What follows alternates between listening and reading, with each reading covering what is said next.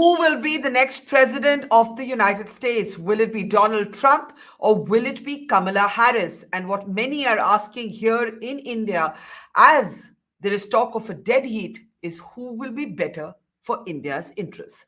I'm Barkha Dutt, you're with the Mojo Story. Latest polls suggest that Donald Trump is in fact ahead in all key swing states of the United States of America. But this has been an exceedingly close election, and it won't be the popular vote, but the electoral college that will count. It has been one of the most polarizing and divisive elections in recent American history, and now there are only less than a couple of days left before the world discovers who the next American president is. In a moment from now, we'll be talking to a key aide, someone who's often called Donald Trump's favorite Indian American, and we'll be asking him why he's chosen yet again to back Donald Trump and what might the outcome of this US election, whichever way it goes, mean for India's interests. Remember, Kamala Harris also claims some Indian ancestry. And on the Trump side, you have Usha Vance, the wife of J.D. Vance, who's Trump's running mate, who also claims Indian ancestry, or whose family, of course, has links. On both sides, the links are with the southern state of Tamil Nadu. I want to welcome to the program, live now from the United States of America, Shalabh Kumar, who's, of course, the founder of the Republican Hindu Coalition. He's a major industrialist, a major business leader. And as I said, he's often been called Donald Trump's favorite Indian American. He's very, very close to Trump. And it's good to see you. Happy Diwali. It's still festival season, both here and there. Are you think, going to have an extended Diwali when D-Day, when the results come out? What are you feeling about the results? Feeling pretty good. First of all, good morning and or good evening. So yeah, feeling pretty good.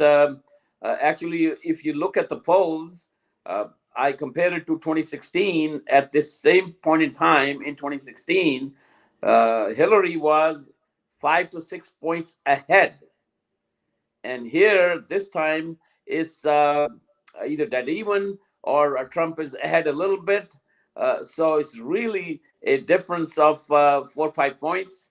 And so we're feeling pretty confident.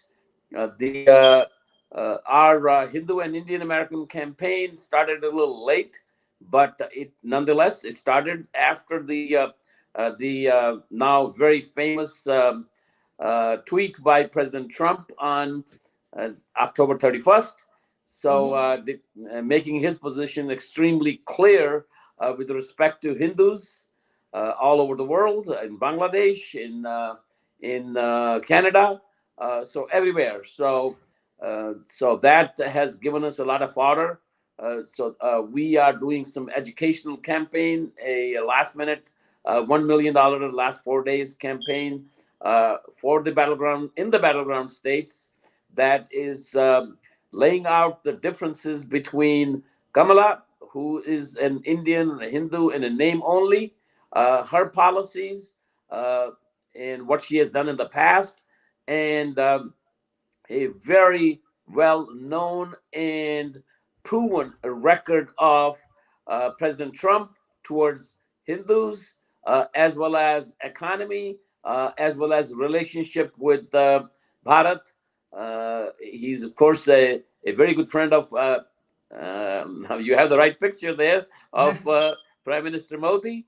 And so looking forward to next 4 years with a great relationship between the United States and Bharat.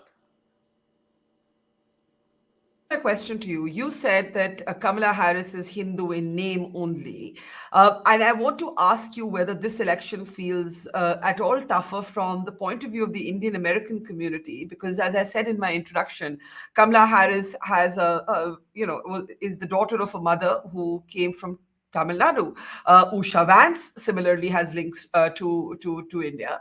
But does it feel tougher because, Indian Americans might look at Kamala Harris and say, hey, she's one of our own? It's all in Google. Just Google the record. Google what went on. Google what did uh, raw research wing of Indian intelligence agency said to watch Kamala when Article 370 and 35 were Hmm. repealed. So here was the quote from them. Uh, Kamala has some real radical views with respect to Kashmir, and Hmm. India needs to be very cautious. So she was dead set against Prime Minister Modi.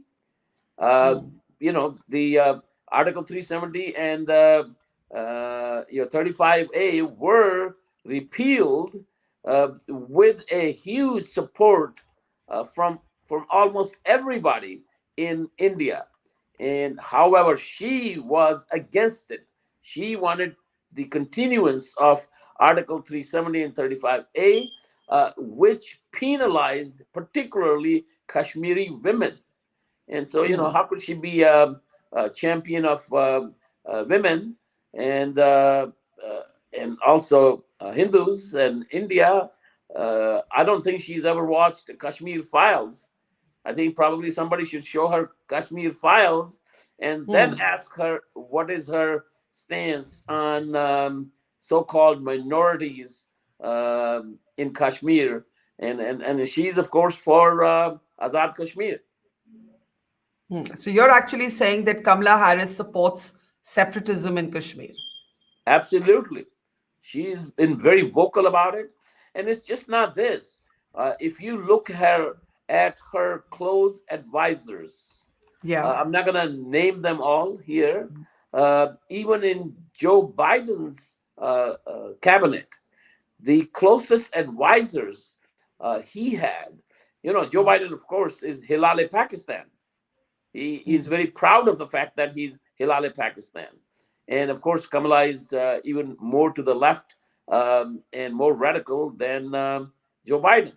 And Hmm. so, if you look at the cabinet, so many people, very influential people, they're all for change. Let's say have a separate state in Kashmir. So that's what they are, and you're known by the people you keep close to you. I'll come in a moment to what the presidency, if it's led by Donald Trump, might mean for the world and for India. But just on the question of women, you said Kamala Harris, protected laws that were discriminatory against women in Kashmir. Donald Trump, the man you back for president, and who has a very good chance, the polls are showing him leading in a lot of the battleground swing states, he has been accused of curtailing the reproductive rights of women in America, the big abortion debate. There's talk that women may swing this vote, and if Kamala Harris wins, it will be because of this one single issue. How do you respond to that? That is a very tough issue. That's a very divisive issue. There is no question Yeah. about that. I think President Trump has taken a very good position on it. United States is 50 states. Different states have different feelings. So let the people of the state decide on this Hmm. issue of abortion, reproductive rights. So let them decide. He is in a way quite open. Uh, so even though the three Supreme Court justices were able to, he appointed, struck down the Roe versus Wade. Yeah. So it is a significant issue. I recognize that. We recognize that, and in general, he is going to not only in the Hindu and Indian American women, but women across the board in the United States, he will probably poll close to 55%. So that is an important issue. But I'm comfortable with his stance. Generally in the Hindu philosophy, we say the soul enters the body at the conception. So in general, that is the philosophy. But there is this is a good choice to have the states decide.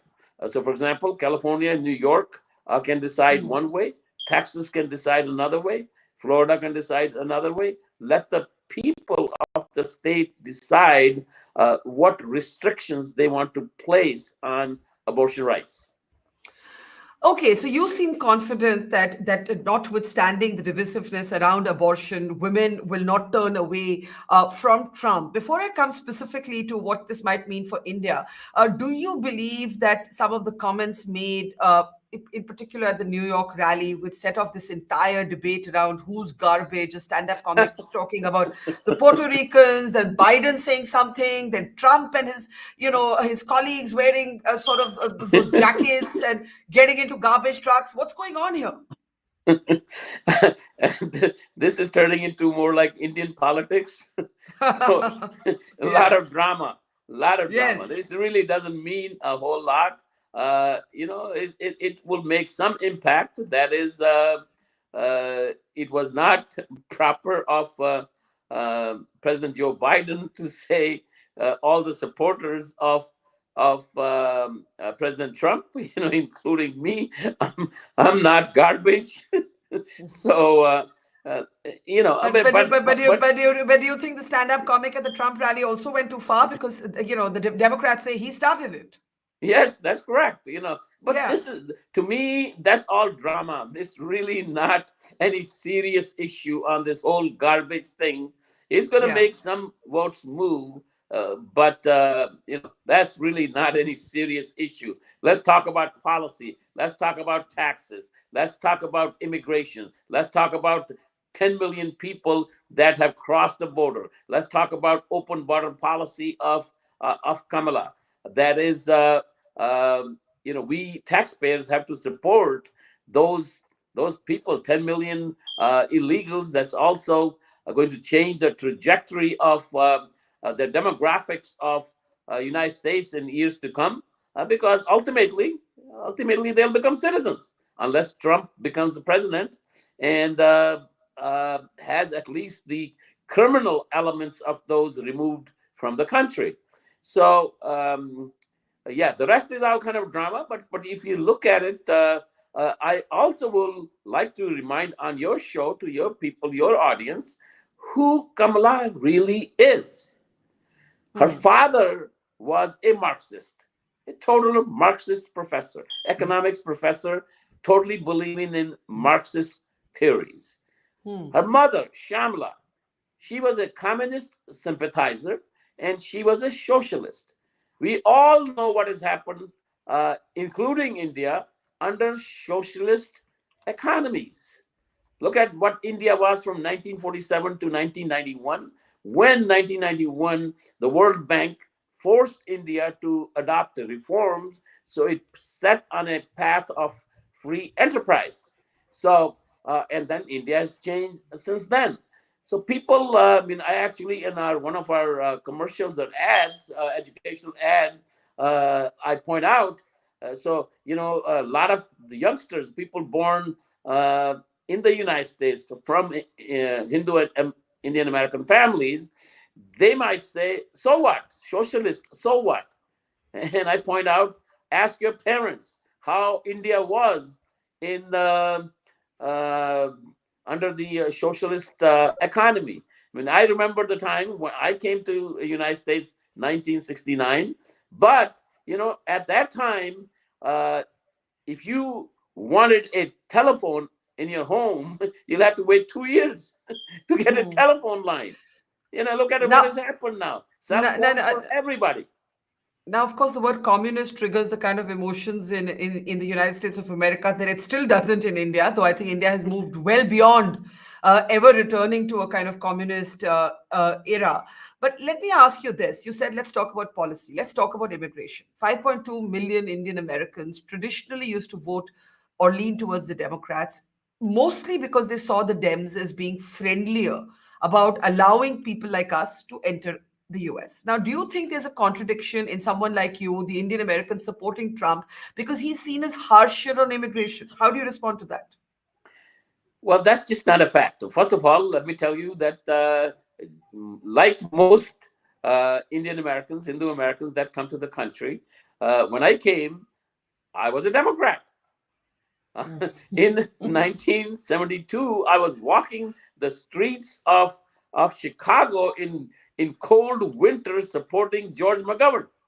Mhm. So, but as you grow, at that time I was 20 years old, 21 years old, and then things change, and you realize what is the world and life all about. And I was fortunate to have gotten converted to a Republican by President Reagan, at that time Governor Reagan, in 1979. And so, because Mhm. he asked me some very pointed questions, and then you begin to realize that. Now, on question of immigration, uh, the dearest subject to me has been DALCA, Deferred Action on Legal Childhood Arrival. Hmm. Whereas Kamala, Joe Biden, Democrats, they support DACA. They support illegal child arrival, deferred action on them. But if you are legal, you came here legally. Let's say you were 5 years old and your parents were on H1, and even though they are qualified to be a citizen, a permanent resident and citizen of the United States, but the wait time is like 140 years. So when they become 21, they have to leave the country, or their visa status expires. Now, what has President Trump proposed in that respect? In just one stroke, it solves the entire problem.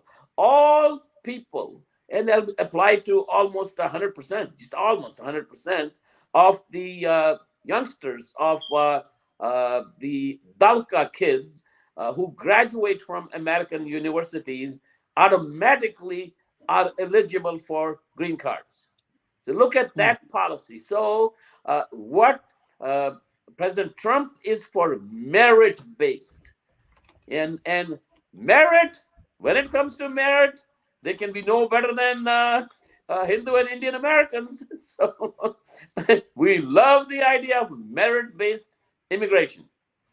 What about Indian Americans from other communities? I know you represent the Republican Hindu Foundation. You were the founder of it, you're the chairman of it. What about Indian Americans from other communities? For the others, that is the same thing with respect to Dalka kids. Same thing applies. That's particularly to India, because if you are an immigrant from Nepal, it's a different. You don't have a 140-year wait. But for if you are from India, because of the number of people on H1B that come from India, that's very large number, and the wait there is 140 years. So Hmm. yeah, economic policy, the price is going up by more than 20%. That's applicable to all. When we have to support the let's say all the 10 million 200,000 a month illegals that came across the southern border of the United States, because Kamala was the border czar, and she was in favor of open borders. Anybody wants to come to the United States, come in, and we will take care of you. And who has to take care of it? Is the taxpayer. It doesn't matter whether it's a Hindu, or whether it's a Christian, or whether it's a Muslim. It doesn't matter. Faith does not matter. Taxpayer, Uncle Hmm. Sam, is oblivious to what nationality, what color, what faith, what you have. It's all taxpayers have to pay for the sins of the Joe Biden and Kamala presidency for the last 4 years when it comes to illegal entrance in the country. Okay, let me ask you in the end, if Trump does become president, which you're hoping or betting on, what does it mean for the two major conflicts in the world today, which is, we have Israel and Gaza, we have Ukraine and Russia. What do you think? What do you see happening on that front? Uh, very good question. I would say within a week, as far as the Ukraine issue is concerned, will go away. There's going to be Within a some week. resolution. In a Within a week. week. Within a week, it will go away. It's because uh, President Trump is unpredictable in that respect. Putin knows that, and Zelensky knows that. All this 10 million refugees and so much killing, destruction of a country. By the way, my own policy, I somewhat different than President Trump. I have equated Zelensky to be equal to Maharana Pratap. And that's he stood for his country, and so in that respect, what is being funded to Ukraine is by the Democrats, by Joe Biden. I support that. In that, I support that. Again, he's the Rana Pratap of Ukraine, and but this would have never started. Look at the 4-year period under President Trump. No war was started because everybody knows President Trump is a tough guy. Don't mess around with him. Now, what will happen in Gaza and Israel? He's a big supporter of Israel, just like President Biden, and not Kamala to that extent, but as President Biden is. That will be tougher, but that also Hamas and Hezbollah and Iran. Iran is the biggest factor in this. They will very quickly realize, under President Trump, Iran was broke. And then Biden freed it all, almost like $200-300 billion. He freed, and Iran became richer again. Sanctions were removed, and so Iran encouraged Hamas to attack Israel. It also encouraged Iran encouraged Hezbollah to attack Israel.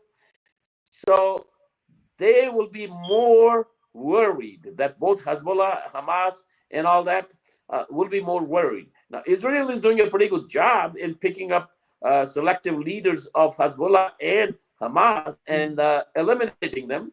But President Trump will be even tougher than that. It's just the man himself. The people know how he is.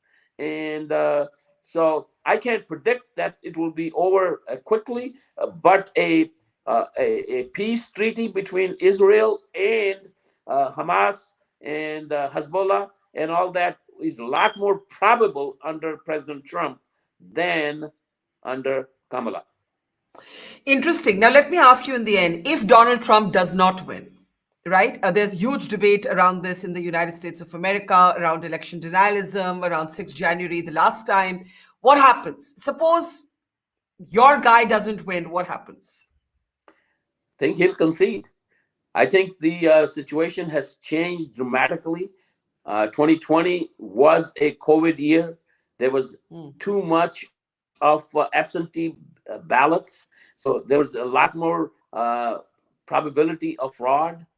This time around, President Trump, even though he is in favor of voting on the same day of election, but early voting has been encouraged in the Republican ranks as well.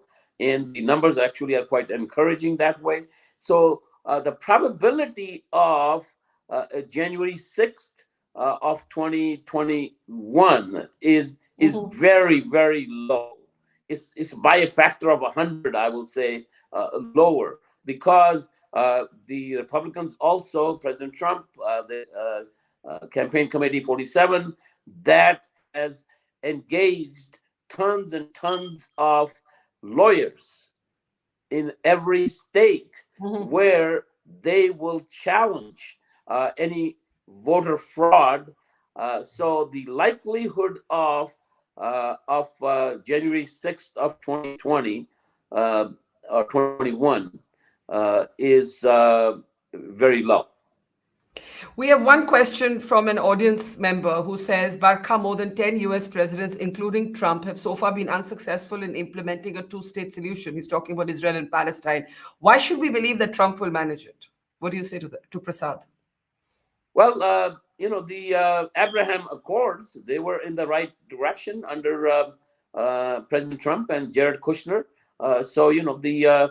There was going to be a bigger peace, more peace in the region, and the President Trump is definitely for two-state solution. Everybody has different ideas. I have different ideas. I've counseled President Trump in my solution for two states that average people there in whether it's a Palestinian, whether it's the West Bank. I mean, I have a lot of friends from there as well. They all want iPhones and iPads and jobs and industry rather than engage in all this useless violence and killing of people. So it's a lot more likely under second presidency of President Trump to have a solution towards this problem than under any other president. Again, President Trump is not a politician. He's a statesman. He's a businessman. So he comes up with very creative solutions. And what we really need in that region is a creative solution. Okay, before we let you go, it's been a dead heat election. Some say it's too close to call. Others say nobody knows what's going to happen. Now, obviously, as a supporter, you're going to say Trump is going to win. But as an analyst, where do you see, what would you be looking out for? You see, as an analyst, again, I'll point out 2016 at this time, a day before the election polls, where Hillary was 5 to 6 points ahead. And here the polling is, let's call it dead even. So as an analyst, I will say it is a lot more, let's say, probability that President Trump will win. And the other thing is the Hindu and Indian vote that does not get counted in any polls. In our last minute campaign, we launched this campaign since the last 4 days. That is going to move, we believe, at least 200,000 votes. And that's all you need, 200,000 votes of the Hindu and Indian American community in the battleground states, not just the battleground states in general. I'm focused on 3 states, Pennsylvania, Michigan, and Wisconsin. Whosoever gets these states is the President of the United States. So that's what's going to be, that's what we are looking for. That's what we are focused on, our educational campaign activity. All right, Shalabh Kumar, you're a busy man right now. It's critical next 24 hours. We let you go now. We hope to talk to you again very soon. Thanks for your time and take care. Have a great day. Thanks, Barkha. It's always great to talk to you. Always a pleasure, sir. Take care. Thanks. It's great to see you here. Thank you for watching our work. If you haven't subscribed yet, don't forget to click the bell icon and subscribe to Mojo Story and support independent, robust journalism.